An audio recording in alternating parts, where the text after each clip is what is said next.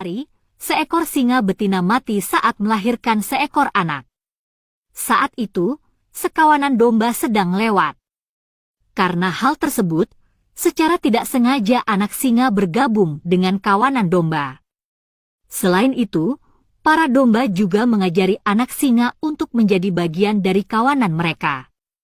Jadi, anak singa itu dibesarkan oleh domba, dan saat tinggal bersama domba, anak singa percaya bahwa dia adalah seekor domba.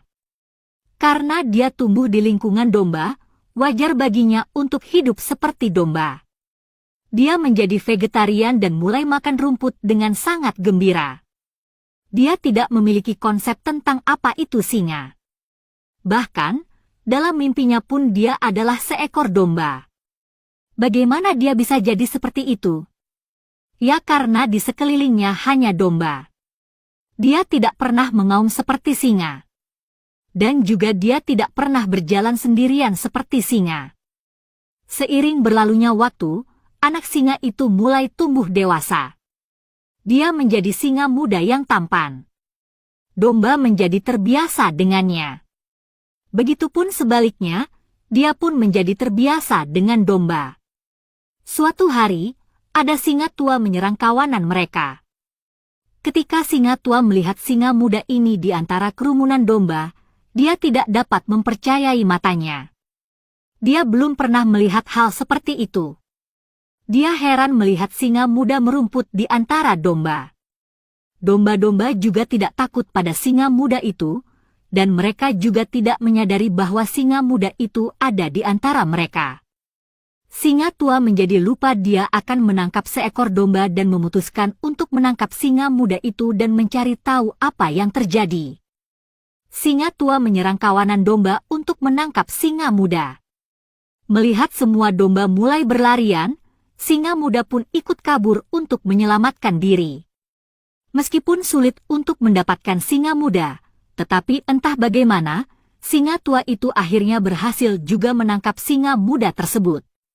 Lalu, singa tua itu berkata kepadanya, "Hei idiot, kenapa kamu melarikan diri dariku?" Singa muda itu menangis dan menjawab, "Tolong tinggalkan aku.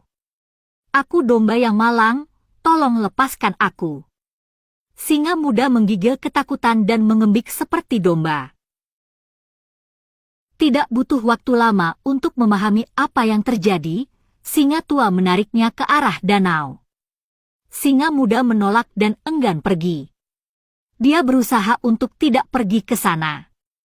Dia takut mati, lalu menangis makin tidak karuan. Tetapi singa tua tidak peduli. Dia tetap menariknya dan membawa singa muda ke danau. Danau itu sangat sunyi, sampai-sampai airnya seperti cermin. Singa tua memaksa singa muda untuk melihat ke dalam air. Singa tua berkata pada singa muda, "Lihat saja. Lihat wajahku dan lihat wajahmu. Lihatlah tubuhku dan lihatlah tubuhmu di dalam air."